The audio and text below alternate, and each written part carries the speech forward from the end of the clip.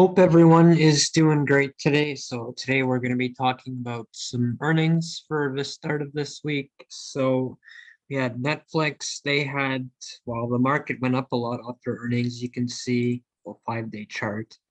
They've definitely rallied off of earnings, and then you can see they actually kind of just rallied right into earnings quite a bit. It's quite a bit off the lows now, but we'll get into their earnings here. So main reason why they were up is because they lost less subscribers than expected. And they're also, as you can see here, also another big thing is the cheaper ad tier is coming early 2023. That's the other big thing. So I'll give you guys my thoughts on it. So the ad tier, I can't lie, it's going to be big. Overall, though, I still would not touch Netflix. That has been 2 quarters of losing subscribers.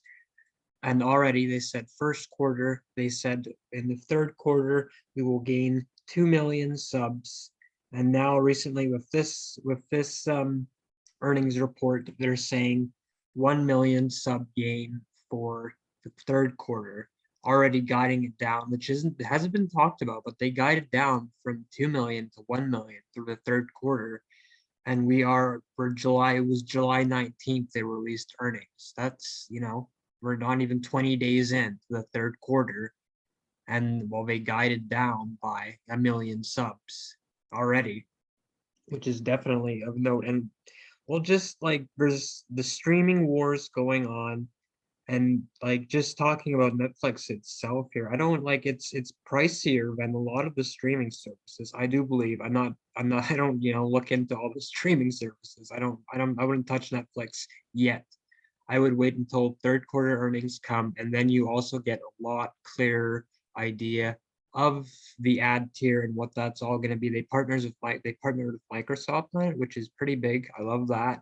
But again, I wouldn't touch it yet. If you want nibble, but I'm not convinced yet. I have to see a clear turnaround specifically on the subscriber count. You have to see that growth again in my mind. It's a prove it. It's a really prove it. And I don't know how much more they can grow sub count specifically, but revenue, for sure, with this ad tier, you can definitely get a lot more people and stuff, and obviously get a lot more revenue from the ad tier. So it'll definitely be of note for sure when that comes out. But again, it's not till 2023, and there's not a whole lot of details around it and stuff. And also by the third quarter, you'll have a clearer picture of everything, what the Fed is going to do, the economy, everything, etc. So we'll get into the most recent earnings just today. Big bombshell. Snap down 26% in after hours. Absolutely got annihilated. Full pullback. This is an ugly chart. Just an ugly chart. You can see yeah. So we'll dig into Snap earnings here. So yeah, like basically the whole thing is they missed on the Q2 revenues, and they would not even provide a guidance really for Q3. The big thing is about a month after their Q1 earnings, they provided this guidance, and then not even like less than a month after their earnings and saying, and giving the guidance, they said completely scrap that guidance, like not even a month after. It's like things had just instantly changed. It was at the time I was like, whoa. I seen it as I was shocked. It was a little warning sign. And again, this is not a big warning sign, but it's a warning sign. Like ad revenue spending obviously came down a lot. It's I'm still like processing and digesting this, but it's fascinating to me. I don't own Snap at all. I wouldn't, simply because they don't make money at the end of the day, and you've seen their valuation come down immensely. And I might add, rightfully so. They had no business being up so high. I mean, you can argue whatever, but yeah, if you want to get into social media, Facebook, Meta, not Twitter, no. Pinterest, it's interesting with Elliot, but I still wouldn't. I'd just go with Meta. You get Zuckerberg as well. So, but anyways, again, it's just I don't want to speak too much on it here because I'm still trying to process everything. But the fact that companies have pulled back that much for ad revenue spending is just it's fascinating. It makes me think like how much are our earnings going to be just held up and maybe even boosted by just companies cutting costs.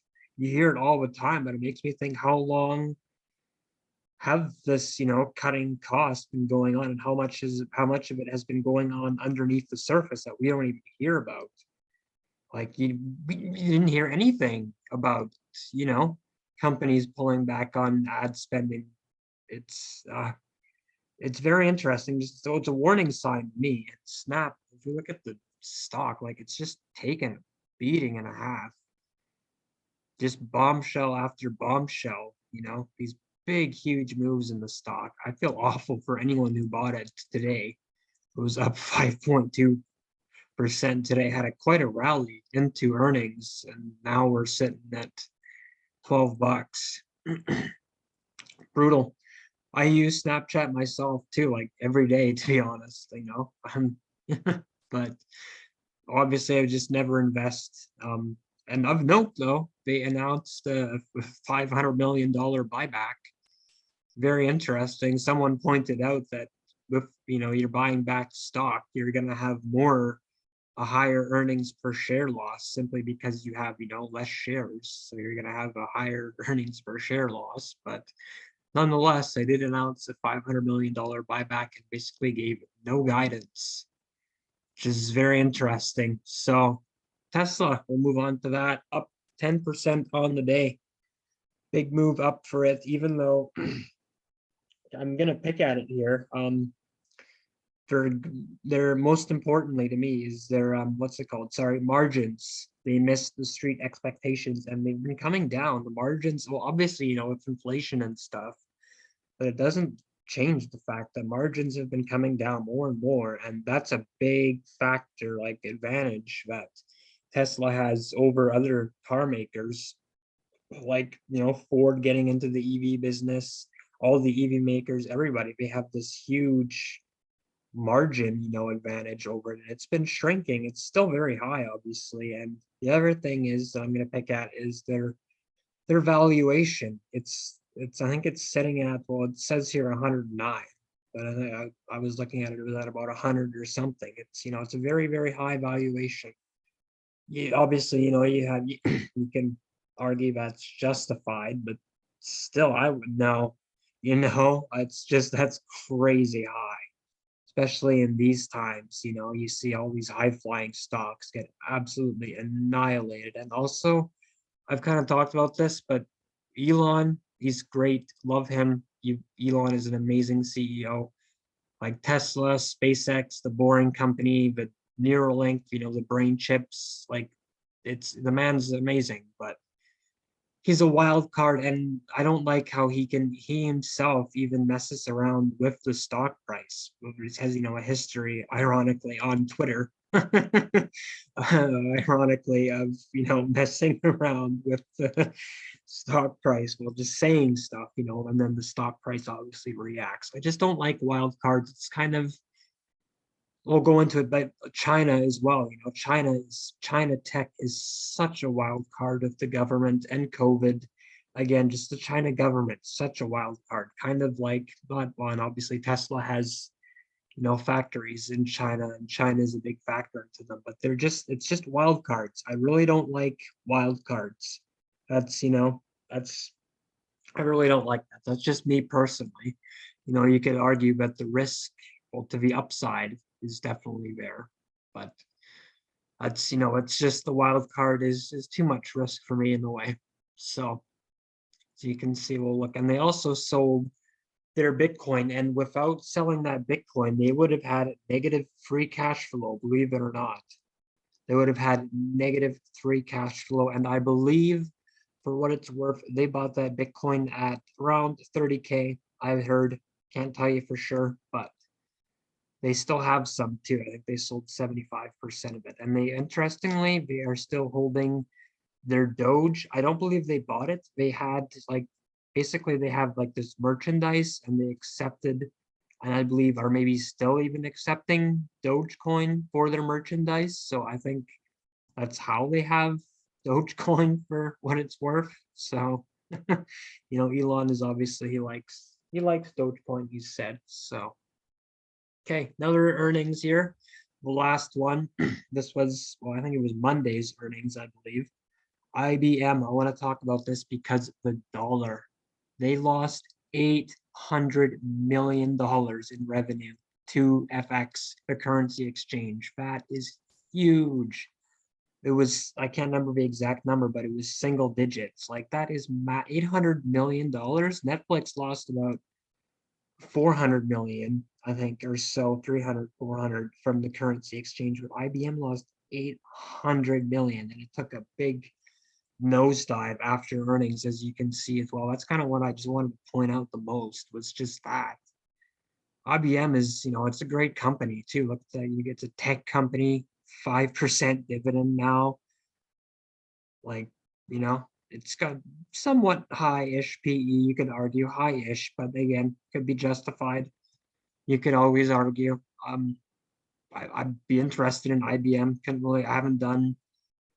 I'm up in Canada here, so I haven't done a lot of research into it. Not super entirely familiar, but it's continued its slide after the earnings in the 2 or 3 days since. It's continued. It's a bit of a slide, even though, yeah, market was up today. Yeah. Showing the futures here, but we'll also look at the dollar here.